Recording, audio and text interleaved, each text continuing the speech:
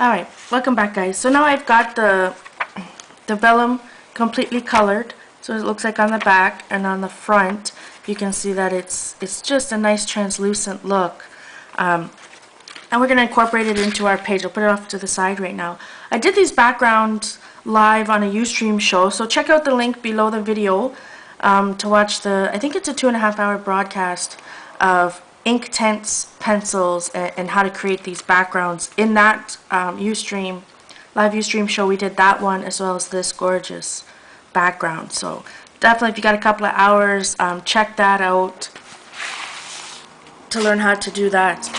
So what I'm going to do is take my cutting mat and stick it in between. Right now I'm using my composition book journal. This is just a journal. I've glued 2 pages of the composition book together and then did the background technique.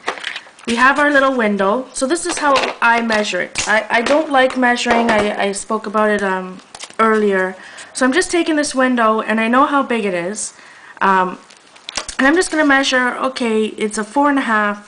So I think I'm going to cut a window that's 4 inches by 6. It's 4.5 by 6. So I'm going to do 4 inches by 5 and a quarter, just to leave enough so that enough of a gap so we can stick the vellum down. So I'm just going to take it away, and to use as a marking point to assure it's straight, I'm taking the edge of my ruler and putting it at the edge of the paper, and then I'm going to mark 4 inches. So I'm going to go across 4 inches, just going to draw it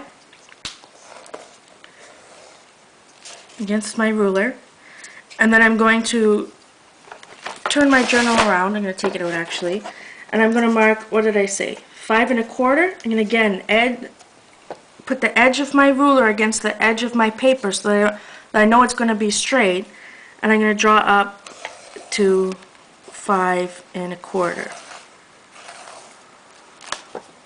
So I got 5 1/4. I'm going to make sure the edge of my ruler is in edge with the line over here to ensure that it's straight. 5 1/4, or however, whatever size your stamped image is, and then go across. If it's a little bit crooked, it's okay, because when I show you how I'm going to stick, how I'm going to glue this down, it's not going to matter if your lines are slightly. So make sure that you put your cutting mat in between, and I'm going to line my ruler up exactly where that line is, and take my X-Acto knife and start cutting it out. Now, instead of hacking it all in one piece, I really suggest that you cut once and then go through it twice, and you'll feel the cutting mat. The same on all of the sides. This way, again, you're not hacking it. It's just a nice flow. You'll get a nice even edge at the top.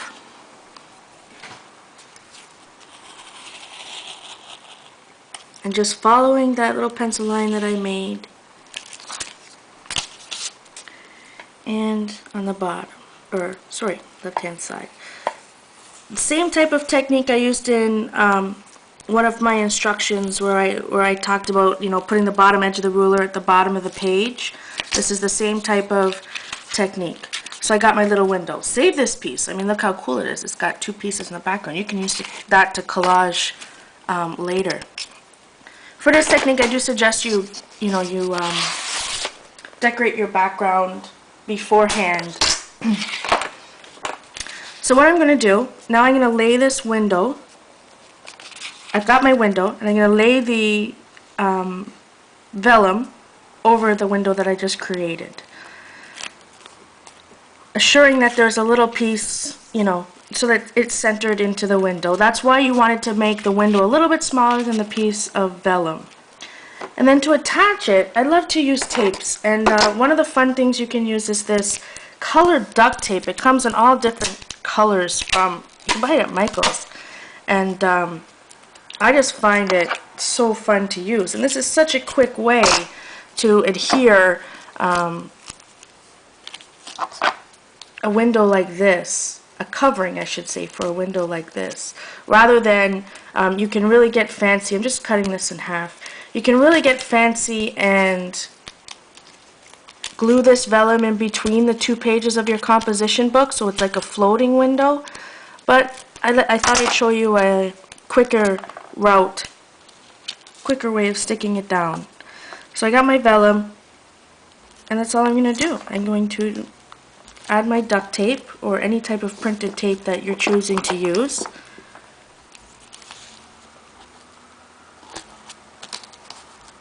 And stick it down. It's that simple.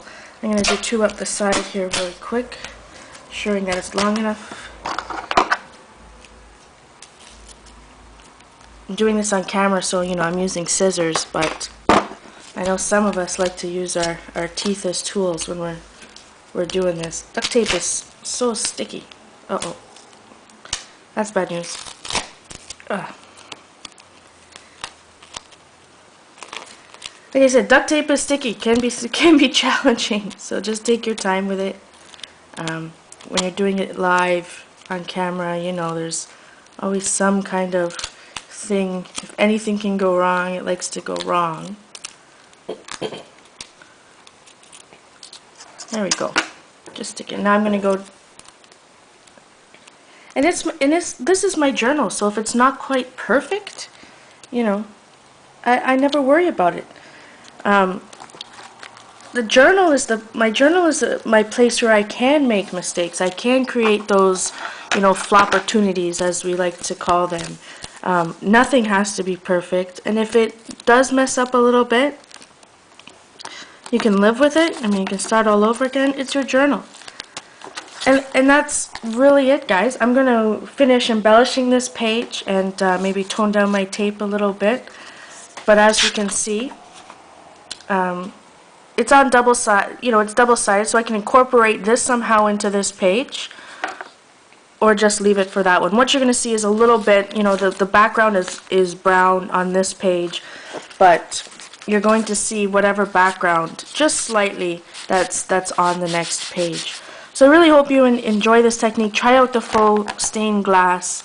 Let me know how you think. Let me know if you have any questions in the discussion board below, and just have fun with it. See what kind of cool things you can create. I think I might keep it on the other side. Anyways, much love, everyone.